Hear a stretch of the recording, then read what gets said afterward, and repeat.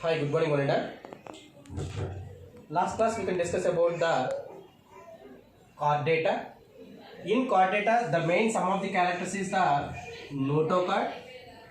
The second one is the naruchord, and the third one is the pharyngeal gill slits, and the fourth one is the post-anal tail. I already said notochord origin is what type of origin? Mesodermal origin. It is a flexible rod-like structure. Future it will be converted to the vertebral column in vertebrates. And then if we go for the naruchord, where the naruchord is formed means, see, this is ectoderm in embryonical stage. This is endoderm. And this one is the mesoderm. In this is the principal axis, middle line. In principal axis, the ectodermal cells undergoes differentiation and proliferation. It means cell division takes place. At that time, in this region, notochord formation takes place. That's why, suppose this one is the ectoderm. They having a depression is there. Like this depression, the notochord formation takes place. That's why naruchord origin is what type of origin? Ectodermal origin. Notochord origin is the mesodermal origin. That's why see here, the naruchord on ectoderm, they can form a depression like manner. In this depression like manner, naruchord is formed. This naruchord, the characteristics of the naruchord. The characteristics of the naruchord is hollow, single, tubular form, and it is a non-gangliated. That's why the characteristics of the naruchord is it is a hollow, single, a tubular form, and it is a non-gangliated, present above the notochord. See, below they having a mesoderm. You have to think this one is the mesoderm. Notochord, above the notochord, naruchord is present. Here they having a body wall. Below the body wall, above the notochord, naruchord is present. In higher chord data, like vertebrates, this naruchord anterior, this is the anterior side, anterior, it can form a brain. Remaining part that will be called as a spinal cord. That's why in higher chord data, this notochord, this naruchord, anterior side it can form a brain, and the posterior side can form a spinal cord that is enveloped by the vertebral column. Now we can come to the point that is the pharyngeal gill slits. In this pharyngeal gill slit, now the third character, that is pharyngeal gill slits. The pharyngeal gill slits, now this one is the pharynx region. Now you have to think, this one is the mouth, this is the pharynx, lateral perforation like a pores, lateral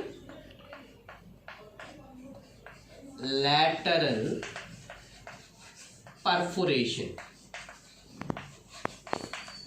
Through these pores, water exchanging in and out takes place. That is the use of the perforations. That is the pharyngeal slits. Here, this pharyngeal slits present in protochordatas,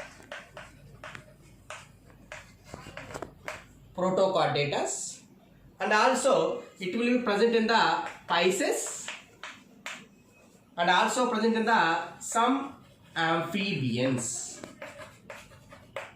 some amphibians. Now, this pharyngeal slits is vascularized, supplying with blood. Now, that is called as a pharyngeal gill slits. This pharyngeal gill slits mostly used for the respiration, for exchanging of the gases. That too mainly seen in the Pisces, and also larva stage of the amphibians. Larva stage of the amphibians. Now, in remaining organisms in embryonical stage, pharyngeal pouches are present. Pharyngeal pouches. This pharyngeal pouches in embryonical stage, it is the non-functional one. Later, this pharyngeal gill slits will be disappear. That's why what is meant by pharyngeal slits means they having a lateral perforation is there for exchanging of the water. When the slits is vascularized, supplying with the blood, that will be called as a gills. These gills are mostly used for the respiration. They can be mainly seen in the Pisces and also can be seen in the amphibians, that is in the larva stage. Remaining things in embryonical stage, for us also they having a pharyngeal pouches will be present, but that will be a non-functional one, and later it will be disappear. Now next we can discuss about the post-anal tail. The next one is the post-anal tail. Here most of the chordatas in embryonical stage, statement is important, in embryonical stage compulsory they having a tail is present. For us also embryonical stage we having also tail is present. Here the tail is extended from posterior part to up to anus region. The tail is extended. This tail consists of skeletal system and also supported with muscles. Now here this tail, some of the organisms is mainly used for the locomotion, and some of the organisms it can mainly support for standing. Here mainly support for standing means, for if you go for kangaroo, it is a endemic species present in the Australia. It is an Australian marsupials.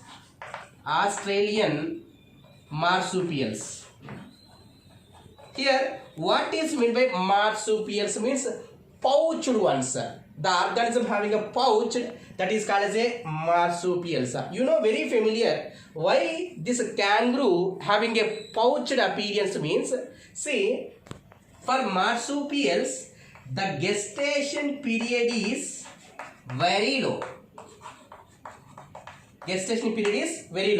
What is meant by gestation period? From fertilization to the up to delivery, that period is called as a gestation period. For us, the gestation period is the 9 months. For marsupials, the gestation period is a few days, 10 to 15 days. That delivery is, the babies come outside from the body, but development is not proper. That's why that baby is present in that pouch and developed later it will be comes outside. That is regarding to the marsupials. Next, now we can go for the differentiation of chordatas and non-chordatas. See, for chordatas, they having a notochord is present. Here there is no notochord. the central nervous system having a brain and spinal cord. This is the ventral side and this one is the dorsal side. For us, the central nervous system is the dorsal side. For non-chordatus, that is in the ventral side. And for us, heart is present in ventral side. For here, the heart is present in the dorsal side.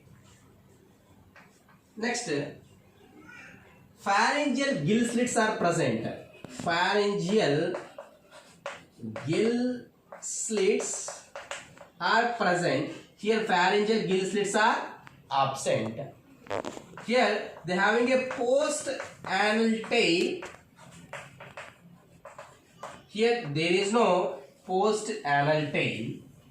And here, if you observe the nerve cord, it is a tubular, hollow, non-gangliated, but here it is the gangliated one. These are the some of the differentiation between the chordatus and non-chordatus. Now we can discuss about the subphylums.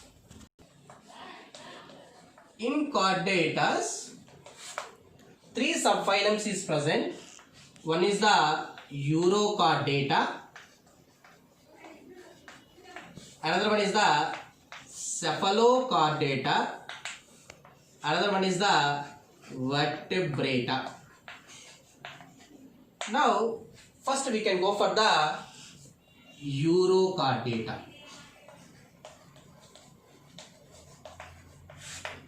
See, in Urochordata, I already said Uro means tail, chorda means presence of notochord. That's why the notochord is present in the tail. At what time? In larval stage. In larval stage only, this notochord is present in the tail region. After that, it will be disintegrated. I already said that mechanism is called as a retrogressive mechanism. Now we can go for the Urochordatus. Now this one is the Ascidia. It is the one of the example of the Urochordata. Now see here, in Urochordata, some are sessile and solitary. Solitary means single. Sessile means they are not able to move. They can attach to the substratum. A stone is there or a wall is there. This organism is attached to that wall, that will be called as a substratum. And some they can live a colonial. It means like a grouped manner, colony. That is the best example for that one is the Pyrosoma. That's why some are sessile and solitary. Some are free living and some are the colonial nature. These are mostly marine ones. It is present from the surface to the up to the depth, different regions. This Urochordata organisms is present. Now, if you observe, they having a 2 apertures is there. One is the excurrent siphon, another one is the incurrent siphon. The water or any material is enter into the incurrent siphon and the process is completed, and then the remaining one is excreted out from the excurrent siphon through inside incurrent siphon. Through when you go outside is the excurrent siphon. This part is called as a atrium. This atrium can surrounds the pharynx. This one is the pharynx. This atrium is opens into, see, this is the alimentary canal and this is the genital ducts. Alimentary canals and genital ducts is open into the atrium region. And very important one, here they having a ciliated cells are present in the ventral side of pharynx. Ventral side of pharynx. In ventral side of the pharynx region, they having a endostyle is present. Here, the endostyle we can think as it is a thyroid gland. Here, what is the use of the endostyle means any food particles is enter into inside, it can push the food particles into the esophagus region and to the stomach. That is the main use of the endostyle. And then here the heart is ventral side, heart is present, and circulatory system is the open circulatory system. Open circulatory system. It is the exception. Basically, in chordatas, the circulatory system is the closed circulatory system. But in urochordatas, the circulatory system is the open circulatory system. And the development is the indirect development. They having a larva, tadpole larva is present. The best example is the Ascidia and the Pyrosoma. Next, we can discuss about the cephalochordatas. The next one we can go for the cephalochordata. Cephalo indicates head. From head to tail region, notochord is present throughout their life.